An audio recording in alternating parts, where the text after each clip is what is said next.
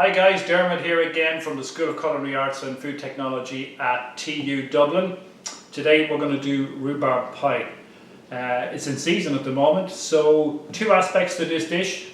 There's the filling, which will be rhubarb, and I'm going to add a little bit of apple to it.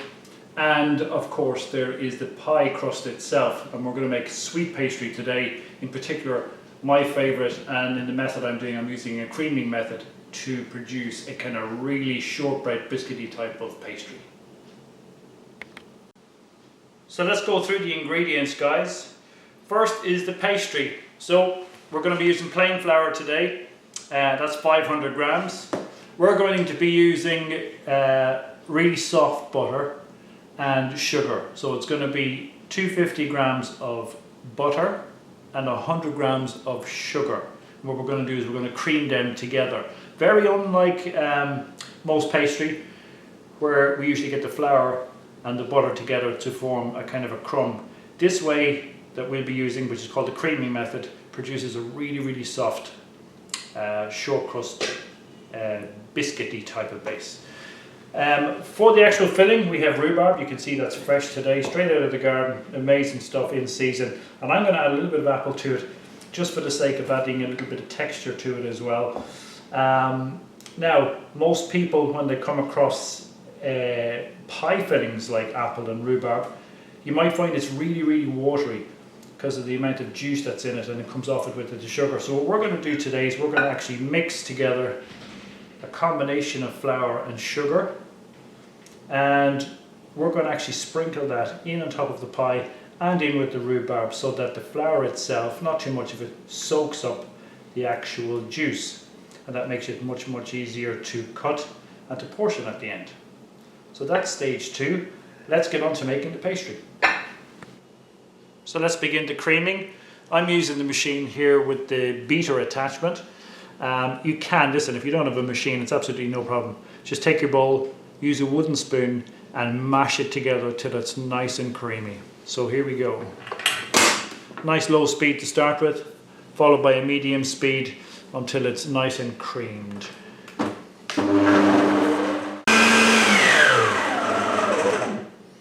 And there we have it, nicely creamed. You can see how soft that has become. Mixed together. I'm just going to rub that down. Let me show you what we're doing here. So I'm just going to release it from the base of the bowl, and I'm going to incorporate the flour. I'm going to put half the flour in now, and then let it mix around, and put the second half in when that's mixed together.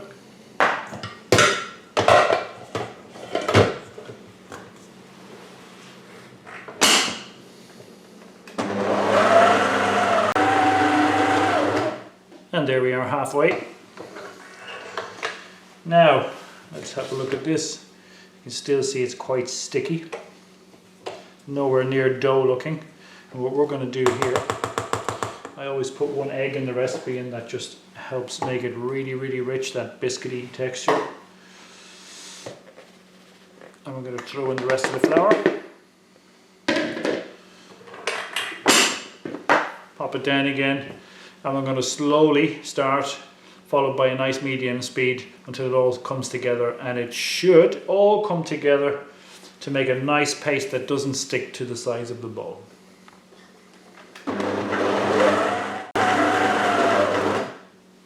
Now let's have a look. Now what you can see here is all the pastry literally falls off very simply, and you can see when we look at the sides of the bowl, nothing is sticking to the sides of the bowl. So that's the perfect texture. Beautiful. So what we're going to do now is we're going to take some cling film. We're just going to place the cling film on the table. We're going to put the pastry in there, press it down to a neat shape. Okay, a fairly neat round shape, which is the shape that we're going to begin. Now the reason I do this is because this is very buttery. So it's really soft.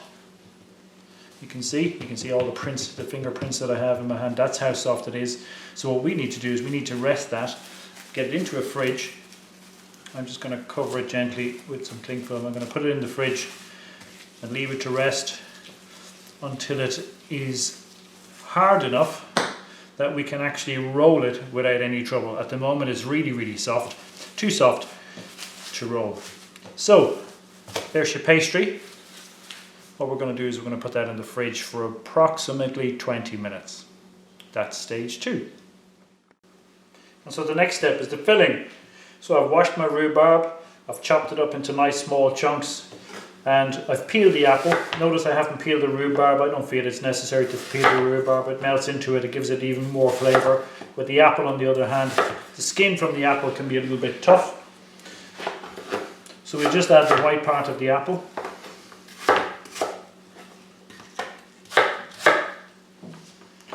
There we have it. That just give a nice soft texture to it. Notice I'm not using cooking apples, which give off far too much juice, and the rhubarb is sour enough as well, so the cooking apples being sour as well would just add that just a little bit too much sourness. So we've used a sweet apple. This is a pink lady. That's the next stage. What we do here is we take it and we just sweep the bowl into a bowl like so, and we take our bowl of flour and sugar that I spoke about earlier,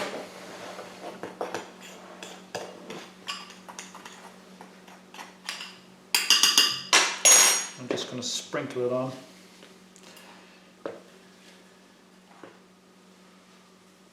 How much? It all depends on how sweet you want that to be.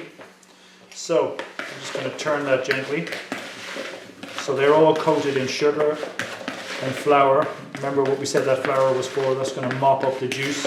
I'm going to put a little bit more in, and I've kept some just to put on the bottom of the pastry when we roll the pastry as well. And there we have it. So that's your filling. Ready to go. Hi, and so the next stage, here we are, is the pastry and rolling the pastry. So we've left the pastry in the fridge for about 20 minutes, and always remember, pastry mustn't be any more than about 1 inch thick. If you roll it into a big bowl that's really thick, about 3 or 4 inches, then it's going to take about half an hour to get cold in the middle, cold enough to be able to roll. So what we're going to do, let's have a look at what we have left to do here. So we have the pastry. I'm going to unwrap the pastry, and that might just be, it might seem a little bit sweaty on the top because of the plastic, and that's fine. All I'm going to do is push on it with my hands, and all of a sudden it becomes dry again. Okay, so we're going to lift that up, and you're going to find, because this was made with butter, that we're going to need flour on the table and on the surface. So I'm just going to get some flour, and I'm just going to dust the table. Notice I don't put too much, it's just a light little dust on the top, on the bottom, and here we have the rolling pin. So we're going to roll there. So what I'm going to do is I'm going to gently just roll over the top of it and move it at the same time. Never go over the edge here or here. So always roll it in the center, just so that it will expand in every direction. And just give it 3 or 4 little rolls, and then use the flour on the table. Keep lifting it. Be confident with it. Just roll it one direction and keep lifting it and shoveling around there using that little bit of flour on the bottom just to make sure it's non-stick. And off we go again in the other direction. Okay, and if it happens to get a little bit sticky on top, no problem at all. Just a little dust again, and off we go. So what we're looking for is to have enough pastry to cover.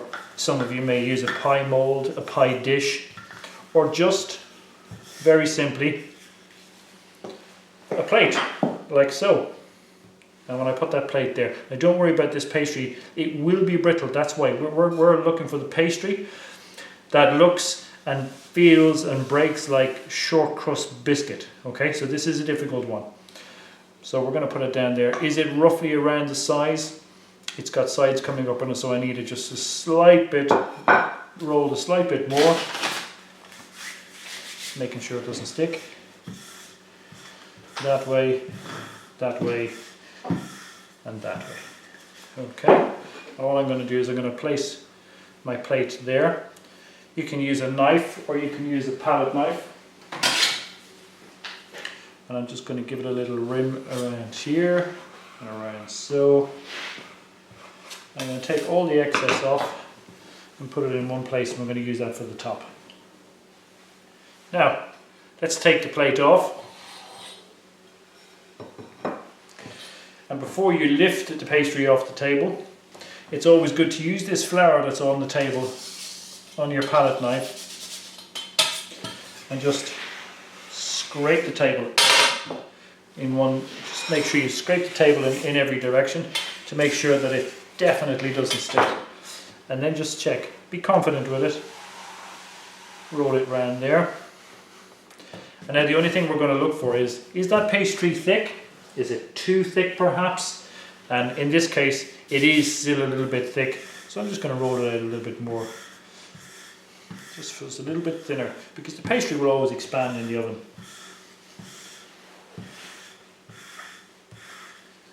And there we have it. And we definitely know that's going to cover it. And all I'm going to do is lift it straight onto the plate. Now, again, if you feel unconfident, get your palette knife underneath it maybe first if you want to. I didn't have to there. But always remember, the more you use your hands, you've got loads of heat inside your hands, and this is made with butter. So you know what happens to butter when heat comes in contact with it, it basically melts. So, what do? Take our rolling pin, if you like, is another method, and we just pop it up onto the rolling pin and then roll it forward, put our plate there and roll it backwards. And it covers it nicely like so. Okay, and that should be perfectly centered. Now, the plate I have has a lip going up, so there's going to be a bit of depth to it. Now, let's look back on the other ingredient, which is the combination of sugar and flour. And what we said this was for was just to soak up the excess juice. So we're just going to sprinkle the base there, in case there's any excess juice. That's all we need. And already, let's have a look inside this bowl. You'll see the way the juice inside the rhubarb has released out into the sugar and the flour that was mixed in with it. So what we're going to do is we're going to pop that out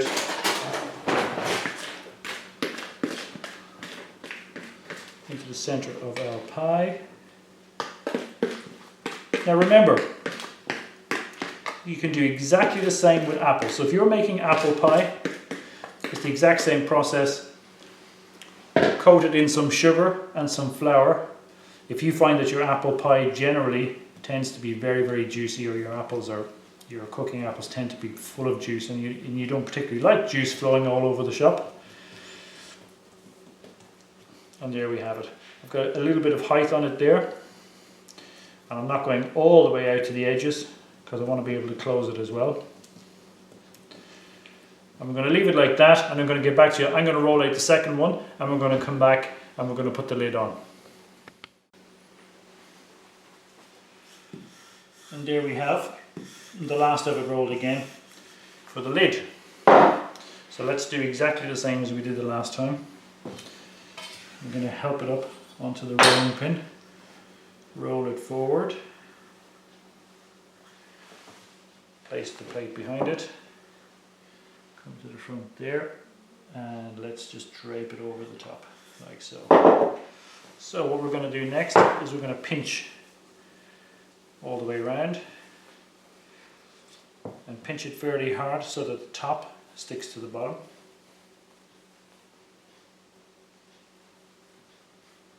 And there we have it.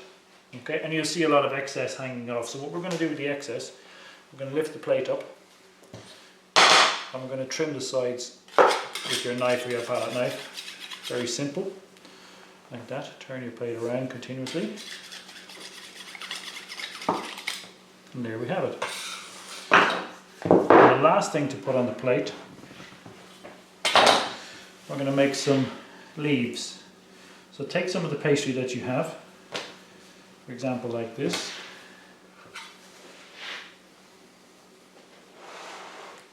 Put it in the center so you can see it. And make a little rectangle first. And then just cut it at an angle to produce a diamond.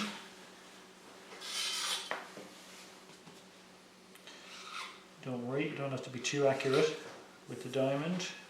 So just cut your shapes there till you get a rectangle.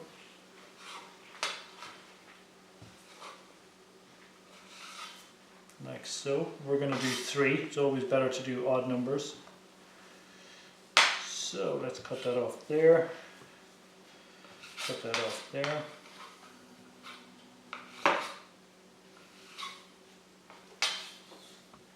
So you can see it closer. Make a type of diamond shape, and then very simple. What we're going to do is we're going to draw a line from the top down to the bottom, and we're going to just draw little lines in like so, and the exact same opposite.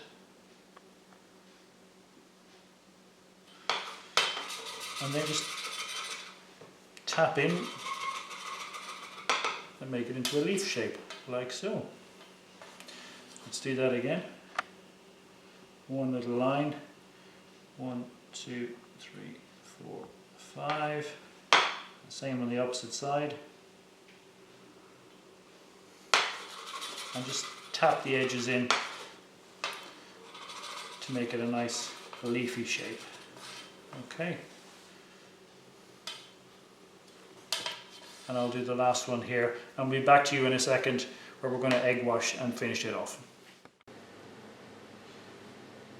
And so here we go. We've made 5 leaves, just enough to go around the entire pie.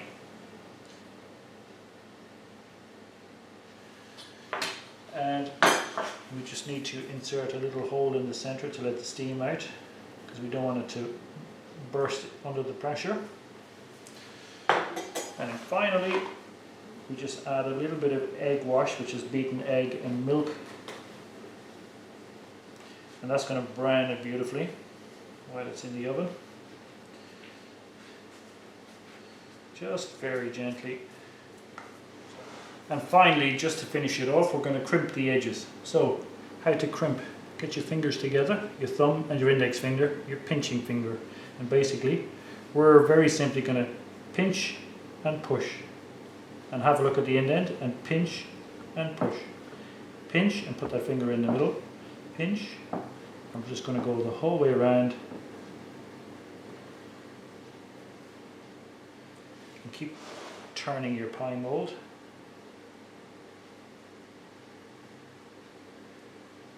And if needs be, if it gets a bit sticky, just put some flour on your finger. There. Pinch and push, pinch and push, pinch and push, the whole way around.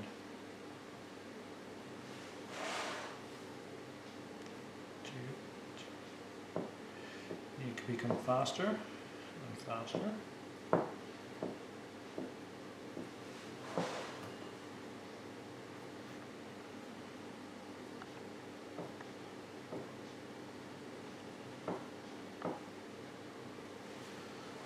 And there you have it.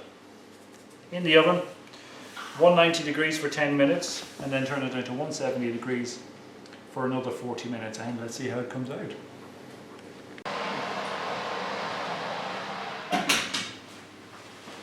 And there we have it. Rhubarb and apple pie. Homemade, short crust pastry, and you're going to see that this pastry is just absolutely super buttery and crumbly. So that's it. Tune in and I'll leave you with a photograph of the finished dish with some ice cream. Take care, we'll see you again.